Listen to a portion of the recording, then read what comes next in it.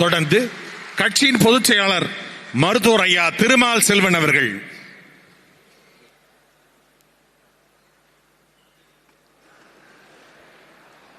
அண்ணன் உள்ளிட்ட அனைவரையும் வணங்கி மகிழ்கின்றேன். இதுவரை நடந்த பொதுக்குழு கூட்டத்திலேயே இதுதான் சிறப்பான பொதுக்கூட்டமாக இருக்குமோ என்று எண்ண தோன்றுகின்ற அளவிற்கு இந்த கூட்டத்தை வடிவமைத்து நடத்திக் கொண்டிருக்கும் அனைத்து அமைப்பாளர்களுக்கும் என்னுடைய மனமார்ந்த பாராட்டுகளையும் நன்றிகளையும் தெரிவித்துக் கொள்கின்றேன்.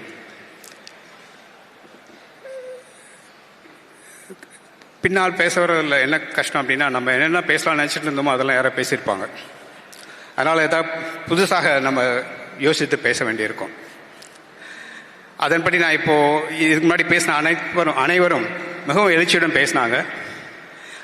அதிலிருந்து எல்லாத்தையும் நம்ம எடுத்து பேசணும்னு நினைக்கிறான்னா ஒவ்வொருவரும் மிக சிறப்பாக பேசினார்கள்.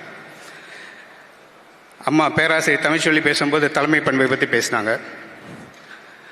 தம்பி ஹுமாயூன் பேசும்போது அவர் அண்ணனை எப்போ முதல்ல சந்திச்சாரோ அதே மாதிரி தான் இப்பயும் நான் இருக்கேன் அப்படின்னாரு. அது மாதிரி அவங்க சொல்ல சொல்ல சொல்ல நம்ம மனதுக்குள்ள நம்ம எண்ணிட்டு இருக்கிறதா அவங்க சொல்றதும் பொருத்தமாக இருக்கும். அது மாதிரி நம்ம பேசி அது மாதிரி பேச வரும்போது நிறைய எண்ணங்கள் நம்ம குறுக்க வந்துகிட்டே இருக்கும். அதே மாதிரி நம்ம பேசணும். இது சாதாரண பேச்சாளராக இது முடியாது. நான் இப்போ நிறைய பேசணும்னு நினச்சி தான் இங்கே வந்தேன். இங்கே ஒன்றும் நிறைய தடுமாற்றங்கள் ஏற்படுது. இருப்பினும் நான் என்ன சொல்ல வந்தேன் சொல்ல முடியும் என்று நான் நினைக்கின்றேன். அண்ணன் அவர்களை நான் முதலில் சந்தித்தது 2010.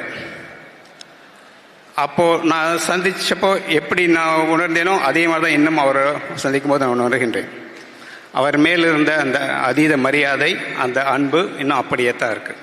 கடைசி வரைக்கும் அப்படியே தான் இருக்கும். இப்போது நம்ம தம்பிகளுக்கெல்லாம் நாம் சொல்ல வருவது என்னவென்றால், நம்மளிடம் 3 சொத்துக்கள் இருக்கின்றன. மற்றவர்கள் குறிப்பிட்ட மாதிரி தேசிய தலைவர் பிரபாகரன் நம்முடைய சொத்து, அண்ணன் செந்தமிழன் சீமான் நம்முடைய சொத்து, நாம் தமிழர் கட்சி நம்முடைய சொத்து. இந்த 3 சொத்துக்களையும் நம்ம பாதுகாக்க வேண்டிய கடமை நம்மகிட்ட இருக்கு. உங்களுக்கே தெரியும், அண்ணனுடைய கனவு, பெருங்கனவு, தமிழர் அதிகாரத்தை தமிழ் மண்ணில் நிலவ வேண்டும் என்பது. அதற்காக அவர் இரவு பகல் பாராமல் ஓய்வில்லாமல் உழைக்கின்றார். நான் ஒரு மருத்துவராக அண்ணன் அவர்களை அறிவேன்.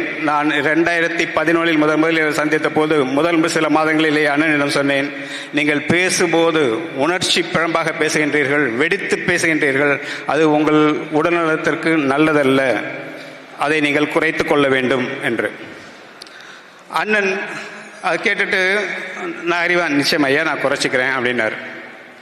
ஆனால் திரும்ப வர வர அதே மாதிரி பேசுவார். நான் திரும்ப போய் சொல்வேன், ஐயா நீங்கள் உங்கள் உடல்நலத்தை பார்த்துக்கணும், அந்த மாதிரி பேசக்கூடாது, தயவுசெய்து பேசாதீங்க, ஏன்னா நீங்கள் இருந்தால் தான் தமிழ் இனம் வாழ முடியும், அதனால் உங்களுடைய ஆரோக்கியத்தை நீங்கள் பார்த்துக்கணும், அது உங்களால் தான் முடியும், நாங்கள் வழியில் தான் நடந்து சொல்ல முடியும் அப்படின்னு.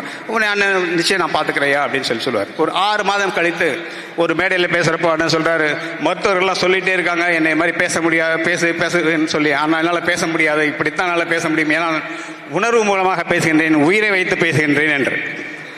இது நிறைய இடங்கள் அண்ணன் சொல்லியிருக்காரு. எந்த அளவுக்கு நீங்கள் அதை நீங்கள் அதை நோட்டீஸ் பண்ணிக்கிங்க தெரியல. நான் வாழ்வது என்னுடைய இதய துடிப்பில் அல்ல, என் லட்சிய துடிப்பில் தான் என்று. இதற்கு மிகப்பெரிய அர்த்தம் இதுக்கு பின்னாடி இருக்கு. இதை நான் ஏன் சொல்றேன் அப்படின்னா, தன்னுடைய உயிரை பணயம் வைத்து அவர் இங்கே களமாடிக்கொண்டிருக்கிறார். இதை நீங்க புரிஞ்சுக்கணும். இப்ப எனக்கு முன்னாடி பேசியவர்கள் தம்பி ஜெயசீலன் கூட சொன்னார், கட்சியில் நிறைய துரோகம் செய்வர்கள் இருக்கின்றார்கள் அப்படின்னு சொல்லிட்டு. தம்பிகள் அனைவரும் அண்ணன் செய்கின்ற தியாகத்தை உணர்ந்து கொண்டு அதற்கேற்ற மாதிரி களமாட வேண்டும். நிறைய வியூகங்கள் நம்ம இது வரைக்கும் பேசியிருக்கோம். நான் எல்லாத்தையும் சொல்றதுக்கு நேரம் இல்லை. இருந்தாலும் அந்த மைக்ரோ இன்ஜினியரிங் சொல்லுவாங்க இல்லையா, கடைசியில் வாக்குச்சாவடியில் நம்ம என்ன பண்ண போறோமோ அதான் நம்ம வெற்றி தீர்மானிக்க போகின்றது. அந்த வாக்குச்சாவடியில் தம்பிகள் நீங்கள் அனைவரும் தலைவனாக இறங்கி களமாட வேண்டும். உங்களுக்கே தெரியும், இன்னைக்கு ஒரு தற்குறி தற்குறிகளை உருவாக்கிட்டு இருக்கான். இங்கே ஒரு தலைவன் தலைவனை உருவாக்க பாடுபட்டு கொண்டிருக்கின்றான்.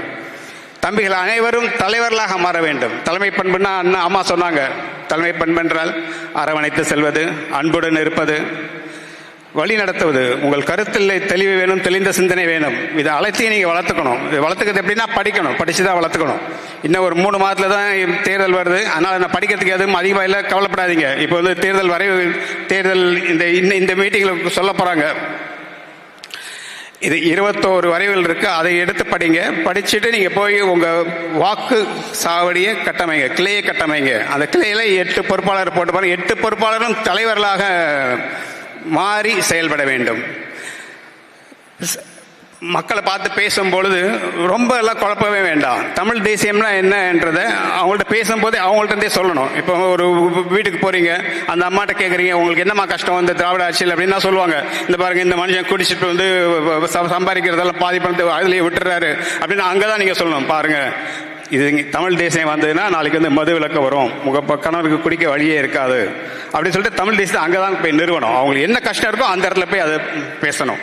அதே மாதிரி அடுத்த வீட்டுக்கு போறீங்க, அங்க இருக்கவங்க சொல்றாங்க, இந்த பையன் படிச்சுட்டு வேலை இல்லாம இருக்கான், சொல்லணும், இந்த பாருங்க வேலையில்லா பையன் படிச்சிருக்காங்க, இங்கே தமிழ் தேசியம் வந்தால், தமிழ் அரசு அமைந்தால் இதை போன்ற ஒரு நிலைமை இருக்காது அப்படின்னு சொல்லிட்டு ஒவ்வொரு இடத்துலையும் தமிழ் தேசியத்தை கொண்டு வந்து பேசணும். அப்பதான் வந்து மக்களுக்கு வந்து புரியும். இல்லைன்னா நம்ம வந்து தமிழ் தேசியம் நிறைய பேசுறோம், பிஜேபி பத்தி பேசுறோம், அதிமுக, திமுக, திராவிட அரசியல், இந்திய அரசியல், இதெல்லாம் மக்கள் மன்ற சேர்வதில்லை. மக்கள் எளிமையாக சொல்லணும். இந்த பண்பை நீங்க வளர்த்துக்கணும். இது திரும்ப பயிற்சி எடுங்க. கிளை கட்டமைப்பை உருவாக்குங்க. கிளையில நீங்க வெற்றி பெற்றுட்டீங்கன்னா நிச்சயமாக அண்ணன் வந்து ஆட்சி அமைக்க முடியும் என்று சொல்லி, ஈரோட்டு ஈர வெங்காயம் சொல்லிச்சு, தமிழ் தாயை வாழ்த்தின கொம்பு முளைக்குமான்னு சொல்லி, அவருக்காக சொல்றேன், தமிழ் தாய் வாழ்க, தலைவர் பிரபாகரன் வாழ்க. நன்றி, வணக்கம்.